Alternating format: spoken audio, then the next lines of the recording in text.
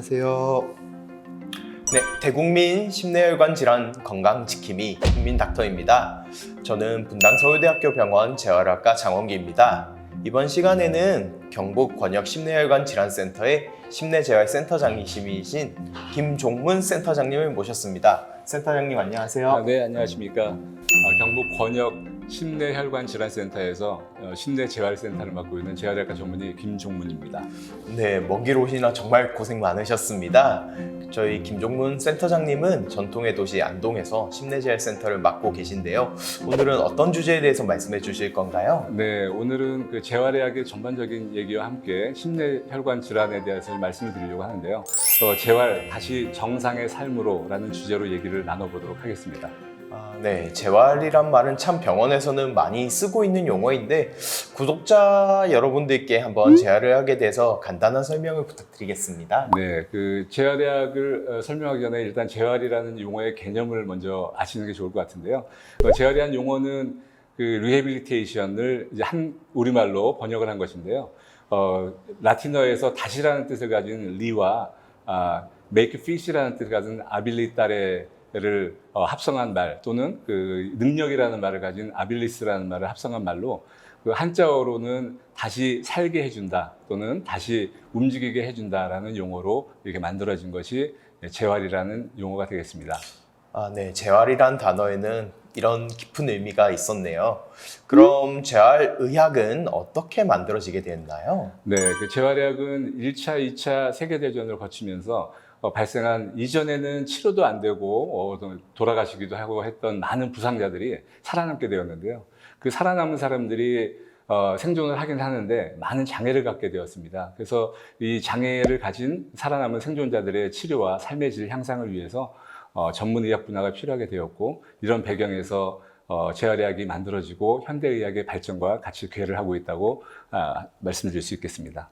1차, 2차 세계대전이라고 하면 재활의학의 개념이 의학의 여러 분야에서는 비교적 새로운 분야이군요. 그러면 재활의학에서 주로 치료하고 있는 환자분들은 어떤 환자분들이신가요? 네, 그 재활의학은 그 환자의 폭이 상당히 넓어서요. 소아 뇌성마비 환자부터 치매 노인까지 아주 다양한 그 환자들을 보게 되는데요.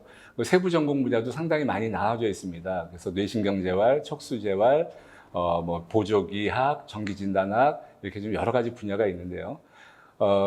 이 구독자분들을 위해서 좀 더 쉽게 설명을 드리자면, 우리가 그 허리 아프고 목 아프고 목 디스크, 무릎 관절염 같은 통증 환자를 보기도 하고요. 또는 뇌성마비, 반신마비, 편마비, 사지마비, 이런 환자들 같이 마비 환자를 보기도 해서 마비 환자 또는 통증 환자를 보는 과목이다, 이렇게 생각하시면 아마 좀 쉬우실 것 같습니다. 네, 알겠습니다. 굉장히 다양한 환자분들을 재활의학에서 진료를 하고 있네요. 그럼 센터장님은 현재 안동병원의 심내혈관 질환센터의 심내재활센터장을 맡고 계신데요. 심내혈관 질환센터란 곳은 정확히 어떤 일을 하는 곳인가요? 네, 그 보건복지부는 그 심내혈관 질환 발생 시에 그 어디서나, 전국 어디에서나 신속하고 전문적인 치료를 받을 수 있도록 전문 의료기관을 선발해서 이 권역별 심내혈관 질환센터를 지정하게 되었습니다. 현재 2022년 현재에는 전국에 14개의 센터가 지정되어 있고요. 경북에는 안동병원에서 이 권역 심내혈관 질환센터를 설치해서 운영하고 있습니다. 네, 전국에 14곳에 권역별 심내혈관 질환센터가 있고 경북에는 그게 안동병원에 있다는 말씀이시군요. 네, 맞습니다. 저희 안동병원은 1982년에 개원을 해서 이제 올해가 만 40주년이 되는 해입니다. 그 안동병원은 1200병상 정도의 그 경북 북부 지역에서 있는 그 최대 규모의 병원이고요.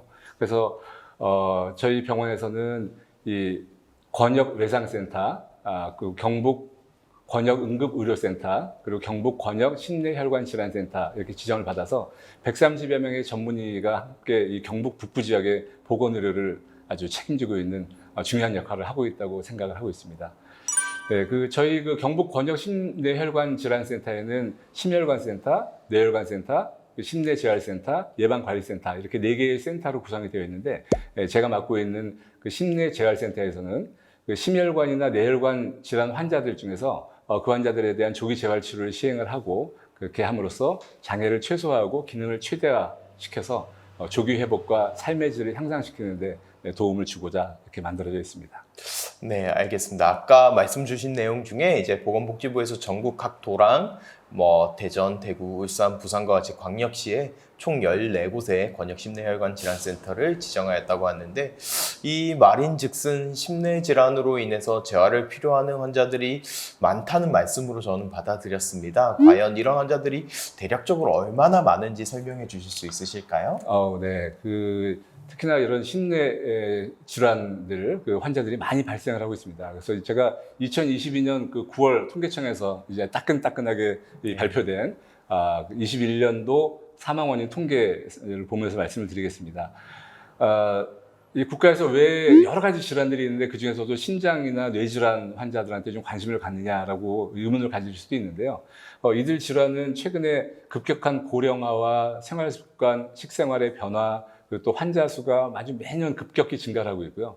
특히 이들 질환은 사망을 하거나 또는 치명적인 합병증, 그리고 생존한 후에도 심각한 후유증이나 장애를 남긴다는 그런 문제들이 있습니다.